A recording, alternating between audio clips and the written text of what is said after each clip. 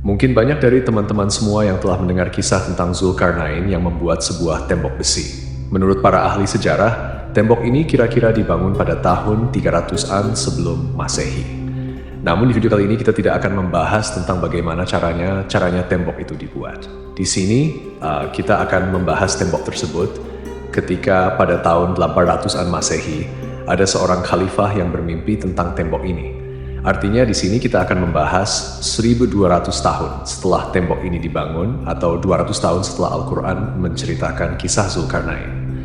Lantas bagaimanakah mimpi dari khalifah tersebut? Kemudian apa yang dilakukan khalifah tersebut setelah beliau bermimpi tentang tembok ini? Untuk itu, di video kali ini kita akan membahas tentang mencari keberadaan tembok Zulkarnain. Assalamualaikum warahmatullahi wabarakatuh, Sobat Jazirah Ilmu yang dimuliakan Allah. Semoga kita selalu dalam keadaan sehat walafiat. Amin ya rabbal alamin. Sebelum kita masuk ke dalam inti pembahasan mengenai mimpi sang khalifah tentang tembok Zulkarnain, berikut ini sejarah singkat tentang alasan kenapa tembok Zulkarnain ini dibangun. Ya'juj dan Ma'juj merupakan dua suku terkuat dan terkejam sepanjang sejarah. Tak ada satupun kaum yang pernah mengalahkan kedua suku ini. Mereka sangat senang membuat kerusakan dan kerap kali membunuh orang. Hingga pada suatu hari, datanglah Raja Zulkarnain dan pasukannya ke tempat tersebut. Kemudian, dengan dibantu masyarakat sekitar, Zulkarnain membuat tembok di antara dua buah gunung. Tembok besar ini terbuat dari campuran besi dan tembaga yang dipanaskan. Fungsinya adalah supaya Ya'juj dan Ma'juj terkurung dan tidak bisa keluar dari balik tembok ini. Setelah tembok selesai dibangun dan suku-suku di sekitarnya telah merasa aman dari serangan Ya'juj dan Ma'juj, di kemudian hari Raja Zulkarnain berkata, "Dinding ini adalah rahmat dari Tuhanku. Maka apabila sudah datang janji dari Tuhanku, Dia akan menjadikannya dinding ini hancur. Dan janji Tuhanku itu benar adanya, sebagaimana disebutkan dalam Al-Quran Surat Al-Kahfi ayat 98. Jadi sampai hari ini, Ya'juj dan Ma'juj masih terkurung di balik tembok besi itu. Mereka akan keluar dan membuat kerusakan di seluruh dunia ketika masa-masa dunia diambang kiamat." Pada suatu waktu, Nabi Shallallahu Alaihi Wasallam bangun dari tidurnya sambil bersabda, "La ilaha illallah, celakalah orang-orang Arab karena suatu bencana akan terjadi, yaitu hari ini dinding Ya'juj dan Ma'juj telah terbuka sebesar ini." Abu Sufyan, perawi hadits ini, membuat lingkaran dari jari telunjuk dan ibu jari, Sahih Muslim nomor 5 sebesi 12. Artinya, sejak 1200 tahun tembok itu dibangun, telah ada lubang di sana karena setiap harinya Ya'juj dan Ma'juj selalu berusaha melubangi tembok penghalang itu hingga mereka hampir melihat cahaya matahari. Kemudian salah seorang dari mereka berkata, "Pulanglah, besok kita lanjutkan lagi melubangi tembok ini." Keesokan harinya mereka kembali ke tembok itu dengan maksud untuk melanjutkan melubanginya. Namun Allah Subhanahu wa Ta'ala menutup lagi lubang di dinding itu. Padahal kemarin telah berlubang, ini akan terjadi setiap hari terus-menerus sampai dunia berada di masa-masa kiamat. Salah seorang di antara mereka berkata, "Pulanglah, insya Allah besok kita akan lanjutkan lagi melubangi tembok ini." Maka ketika mereka mengucapkan insya Allah keesokan harinya, tembok itu tetap berlubang dan tidak kembali seperti semula seperti hari-hari kemarin. Kemudian mereka lanjutkan melubangi hingga berhasil keluar dari dalam tembok besi itu dan membuat kerusakan luar biasa di seluruh dunia. Kisah ini tertulis dalam manuskrip Arab kuno, catatan dari Ibnu Hudasbi, seorang ilmuwan dan geografis terkenal akan karyanya, yaitu Kitab Al-Masalik wa Al-Mamalik. Pada suatu malam di zaman kekhalifahan Bani Abbasiyah, Khalifah Al-Wasik, bila bermimpi bahwa tembok yang dahulu pernah dibangun oleh Zulkarnain telah jebol dan terbuka, itu berarti kaum yang ribuan tahun berada di baliknya, yaitu Ya'juj dan Ma'juj, telah berkeliaran di alam bebas. Khalifah sangat ketakutan karena jika hal itu sampai terjadi, tandanya telah terjadi malapetaka besar yang berkaitan dengan akhir zaman, karena teman-teman, lepasnya Ya'juj dan Ma'juj merupakan salah satu dari 10 tanda besar kiamat yang pernah disabdakan Nabi Shallallahu Alaihi Wasallam. Setelah sang khalifah bermimpi, beliau menceritakan mimpinya tersebut kepada para pembesarnya di istana. Khalifah meminta untuk mengecek tembok Zulkarnain apakah masih berdiri kokoh ataukah sudah hancur. Sementara itu, tembok ini masih menjadi misteri tentang letak persisnya di sebelah mana, karena sampai saat ini pun tak ada seorang pun yang mengetahuinya. Kemudian salah seorang pembesarnya mendatangkan seorang pengembara asal Turki yang bernama Salam Tarjuman. Khalifah Al-Wasik memerintahkan kepada Salam Tarjuman untuk mencari dan memastikan bahwa tembok Zulkarnain masih aman dan belum dijebol. Khalifah memberikan 5.000 dinar, ditambah dengan 10.000 dirham kepada Salam Tarjuman, demi bisa mencari jawaban atas mimpinya itu. Kemudian, demi memastikan Salam Tarjuman bisa menemukan tembok itu, sang Khalifah menyiapkan 50 prajurit yang diikutsertakan dalam misi pencarian ini. Lalu ditambah lagi dengan kuda-kuda dan perlengkapan selama mereka di perjalanan. Karena saking banyaknya perlengkapan mereka ini, sampai-sampai harus dibawa oleh 200 kereta keledai. Sobat Jazirah Ilmu yang dimuliakan Allah, maka berangkatlah Salam Tarjuman bersama rombongan dari Samarra, yang merupakan sebuah kota kecil yang terletak di sebelah timur Sungai Tigris di Provinsi Salah Abdin, Irak. Setelah sekian lama, rombongan karnaval yang dipimpin Salam Tarjuman menjelajah, akhirnya mereka tiba di suatu tempat di wilayah Armenia. Armenia adalah negara perbatasan antara Eropa Timur dan Asia, terletak di antara Laut Hitam dan Laut Kaspia.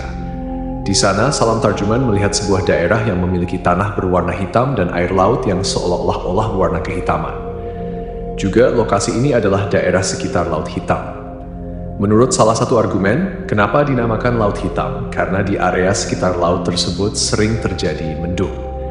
Maka air laut yang biasanya berwarna biru akan menjadi berwarna hitam karena pantulan cahaya dari langit mendung.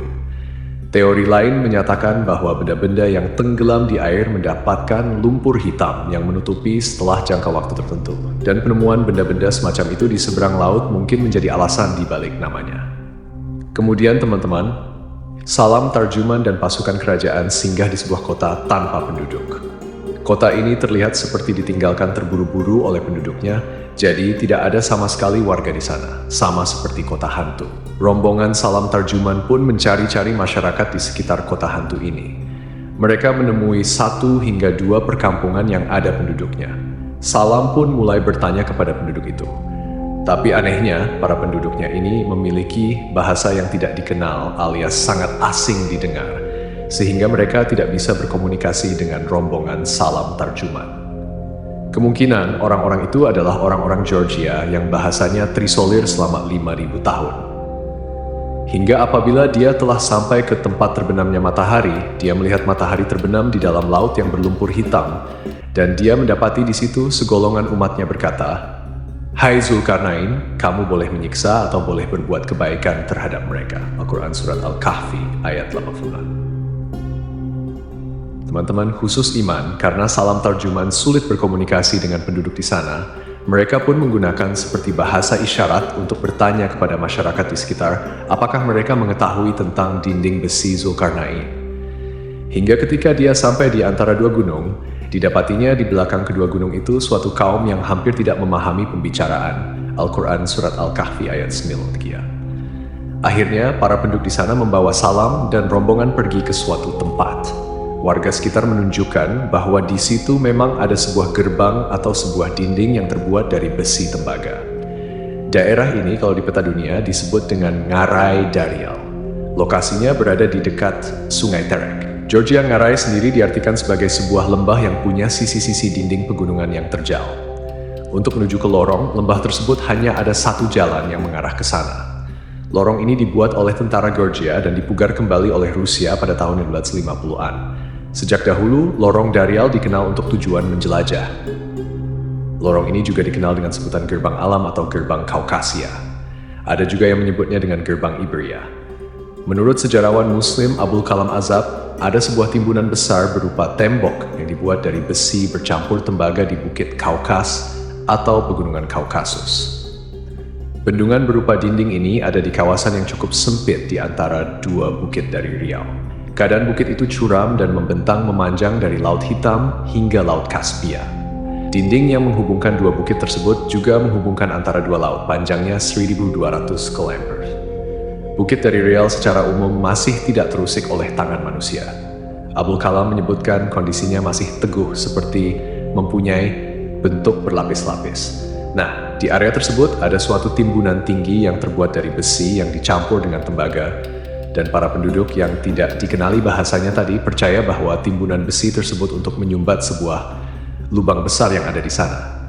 Masyarakat sekitar pun takut untuk mengusiknya karena mereka telah mendengar hikayat dari turun-temurun tentang keberadaan kaum perusak yaitu Ya'juj dan Ma'juj, teman-temanku seiman. Kemudian Salam Tarjuman pun berpikir memang benar di hadapan matanya ia melihat sebuah dinding besi yang sangat besar dan kondisinya sudah mulai retak-retak serta ada beberapa lubang yang seperti dibuat oleh manusia dari dalam balik tembok besi ini.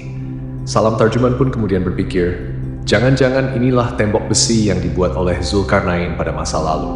Maka Salam pun bertanya kepada warga sekitar, apakah ada yang pernah melihat sesuatu yang ada di balik tembok atau gunung itu? Orang-orang kampung ini berkata, iya, kami sering melihat kadang-kadang di puncak gunung ada orang-orang berlarian. Orang-orang yang dimaksud memiliki ukuran tubuh yang sangat kecil dan barbar. Suatu waktu, teman-teman masyarakat di kampung situ suka menggedor-gedor tembok besi tersebut dan terdengar suara manusia meraung keras dari balik tembok besi itu. Kemudian mendengar perkataan masyarakat sekitar, ya, mungkin mereka menggunakan bahasa isyarat. Saat itu Salam kemudian hanya menyimpulkan, mungkin inilah Ya'juj dan Ma'juj. Setelah itu, Salam Tarjuman mencongkel sebagian dinding besi tersebut kemudian dibawa pulang ke istana untuk menunjukkannya kepada Khalifah Al-Wasit. Sobat Jazirah Ilmu yang dimuliakan Allah, setelah Salam Tarjuman bertemu dengan Khalifah Al-Wasit, dia memberikan bukti potongan tembok besi. Kemudian, Salam menceritakan bahwa tembok Zulkarnain masih berdiri kokoh, namun telah ada retakan-retakan dan beberapa lubang di sana. Lalu Salam pun menyimpulkan bahwa mungkin sebentar lagi dindingnya akan runtuh.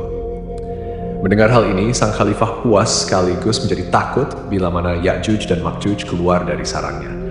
Teman-temanku seiman, 60 tahun kemudian, Khalifah ke-12 Abbasiyah yang bernama Al-Muqtadir tak sengaja menemukan tembok Zulkarnain di tempat yang sama. Karena ketika itu teman-teman Khalifah Al-Muqtadir mengutus pembesarnya yang bernama Ahmad bin Fadlan atau yang biasa disebut dengan Ibnu Fadlan.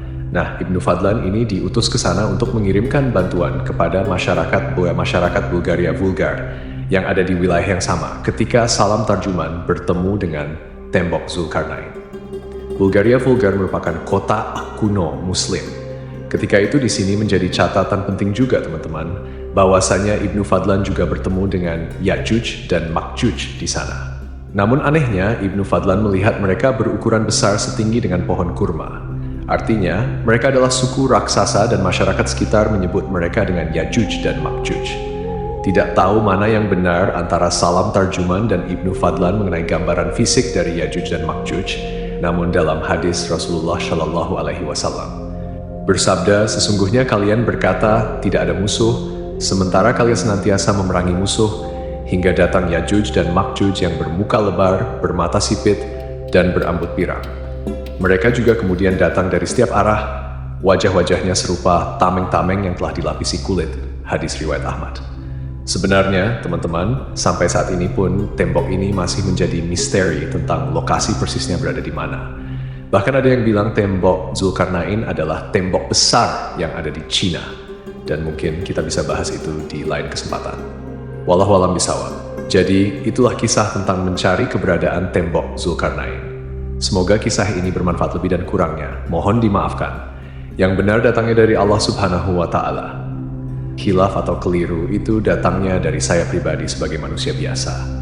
Sampai ketemu di kisah-kisah seru yang penuh makna selanjutnya. Saya akhiri. Wassalamualaikum warahmatullahi wabarakatuh.